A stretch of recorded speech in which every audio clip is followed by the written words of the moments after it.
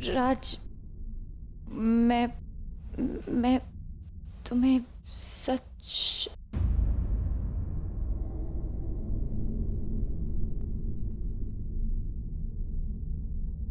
तुम कितनी अच्छी एक्ट्रेस हो, रियल लाइफ में भी बेस्ट एक्टिंग का अवार्ड तुम्हें ही मिलना चाहिए। देखो ना, इतनी अच्छी एक्टिंग की के राज को ही, राज जो दिव्या की रग रग से वाकिफ है, उसे भनक तक नहीं हुई सच की। क्या तुम्हें अवार्ड में अपना जख्मी दिल हथेली पे लाके रख दूं, जिसे तुमने इतनी चोट पहुंचाई, एक खिलौना समझ के तुम खेलती रही, वो निकाल के दे दूं तुम्हें? क्यों क्यों क्यों क्यों झूठ बोला? क्या मिल गया तुम्हें मुझे धोखा देके? 10 साल मैं बेवकूफों की तरह ये सोच के अंदर अंदर घुटता रहा कि मैंने सरिता जी को सिर्फ दुख दिए, उनकी जिंदगी बर्बाद कर दी। और तुमने कहा कि वो मरने वाली हैं, मौत हो जाएगी उनकी अमावस्या तक, ये कहा तुमने। क्यों कहा ऐसा? क्या मिल गया तुम्हें?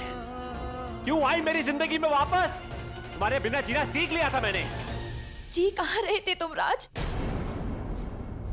पल पल मर रहे थे और साथ ही साथ उस जिंदगी को बर्बाद कर रहे थे जो तुम्हारे साथ जुड़ चुकी थी। मेरी तो सिर्फ एक ही कोशिश थी कि तुम और सरिता करीब आ जाओ, और तुमने जो सरिता को 7 वचन दिए थे उसे निभाओ। तुम होती कौन हो?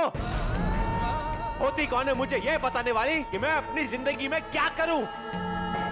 मेरा और सरिता जी का रिश्ता कैसा भी हो, हमारे बीच झूठ कभी नहीं था। लेकिन तुमने एक भोली भाली लड़की को एक नाटक करने वाली बना दिया। सरिता को कोई कसूर नहीं है, सारा दोष मेरा है। मैं गुनहगार। तुम गुनहगार हो।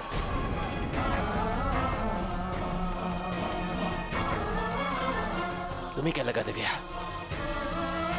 राज तो बेवकूफ है, इमोशनल है कि तुम 4 दिन ये झूठ का जाल बुनोगी और मैं सरिता जी से सच्चा प्यार कर बैठूंगा। 10 साल मैंने तुमसे प्यार किया और कुछ दिनों के नाटक में मैं किसी और से प्यार कर बैठूंगा। मैंने तुमसे कहा था कि मुमकिन नहीं है, कहा था ना मैंने। हाँ, मैं बेवकूफ हूं। मैं बेवकूफ हूं क्योंकि मेरे दिल में आज भी सिर्फ तुम हो। मैं आज भी सिर्फ दिव्या से प्यार करता हूं। अब तुम्हारी जिंदगी में हमारे प्यार के लिए कोई जगह नहीं है राज। क्यों जगह नहीं है? क्यों कोई जगह नहीं? या किसी एक इंसान से 10 साल प्यार करना कोई गुनाह है, कोई पाप है? हाँ, पाप है, क्योंकि अब तुम शादीशुदा हो। अग्नि को साक्षी मानकर जो तुमने और सरिता ने 7 वचन लिए थे वो सच्चे थे। हमारे किए हुए वादे सब झूठे थे। शादी के बाद वो पहली रात जब एक पत्नी अपने पति का हाथ थामते एक विश्वास के साथ, वो रात सच्ची है। हमारी एक दूसरे की आरज़ू में बिताई हुई रातें वो सच्ची नहीं, झूठी है। जिस हवन कुंड के साथ तुमने 7 फेरे लिए थे, वो फेरे लेने से पहले तुम्हें हमारे रिश्ते और हमारे प्यार की आहुति दे देनी चाहिए थी। तुमने सरिता को 7 वचन दिए हैं। जिम्मेदारी है सरिता तुम्हारी, जिंदगी है, प्यार है, मैं नहीं। हमारा प्यार, हमारा रिश्ता, हमारी कहानी उस रात खत्म हो गई थी जब तुमने सरिता की मांग में सिंदूर भरा।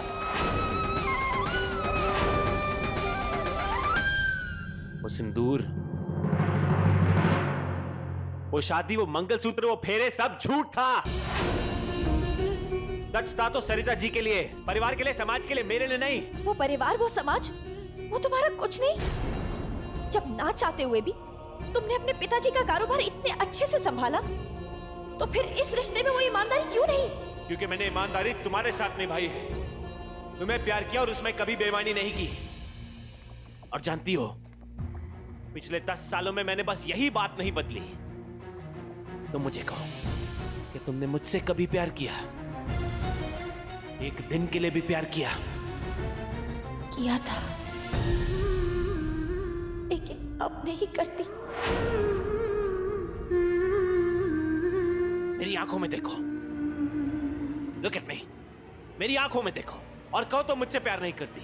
मुझे देख के कहो दिव्या कि तुम मुझसे अब भी प्यार नहीं करती। हाँ, नहीं करती मैं तुमसे प्यार, नहीं करती मैं तुमसे प्यार, नहीं करती मैं तुमसे प्यार, नहीं करती मैं तुमसे प्यार, नहीं करती मैं तुमसे प्यार, नहीं करती मैं तुमसे प्यार। मैं अब सिर्फ कौरव से प्यार करती हूँ और उनसे शादी भी करने जा रही थी, लेकिन फिर मुझे सरिता की जिंदगी के बारे में पता चला।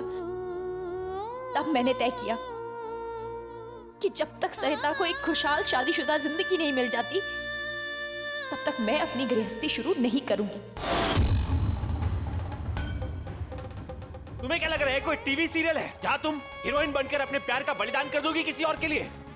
ये सब नाटक टीवी पे चलते हैं, असली जिंदगी में नहीं दिव्या। राज प्लीज, प्लीज मुझे छोड़, मुझे दर्द हो रहा। दर्द क्या होता है इसका एहसास भी है तुम्हें दिव्या? जहां दिमाग नफरत से भर जाता है उसके लिए जिससे आप प्यार करते हैं लेकिन दिल नहीं मानता। अब तक इस दिल में सिर्फ दिव्या की यादें थी, प्यार था, लेकिन आज के बाद सिर्फ नफरत होगी उस धोखे की जो तुमने मुझे दिया है, सिर्फ उस धोखे की। नफरत ही करो मुझसे राज, अपने हिस्से की जितनी भी नफरत है वो मुझे दे दो राज, और जितना भी प्यार है सरिता को दे दो।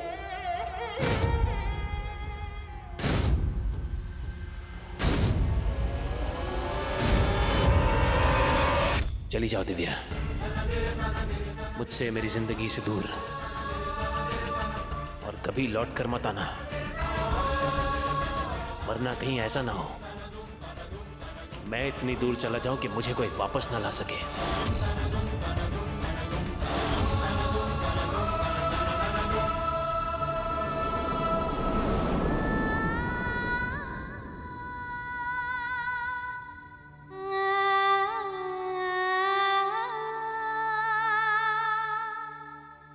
वो सुनियो, कल आपके रिश्तेदार आ रहे हैं ना, बड़ी बड़ी डींगे मारते हैं।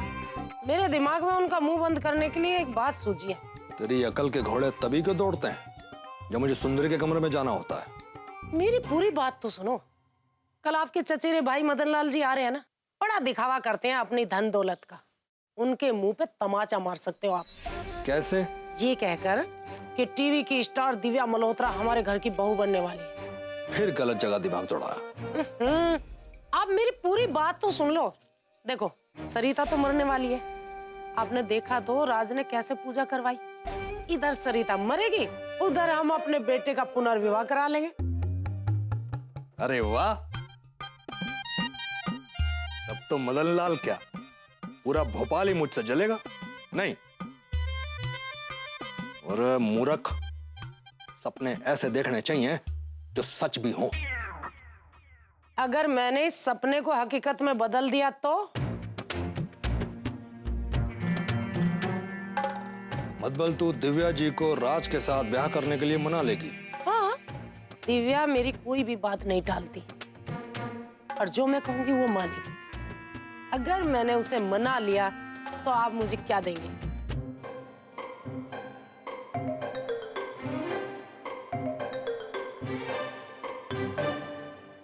क्या चाहिए? हफ्ते में एक दिन मेरे साथ बिताएंगे आप। ज्यादा नहीं मांग रही? नहीं, इससे कम नहीं मानूंगी मैं। अच्छा, ठीक है, दोपहर का वक्त तेरा। नहीं, पूरा एक दिन।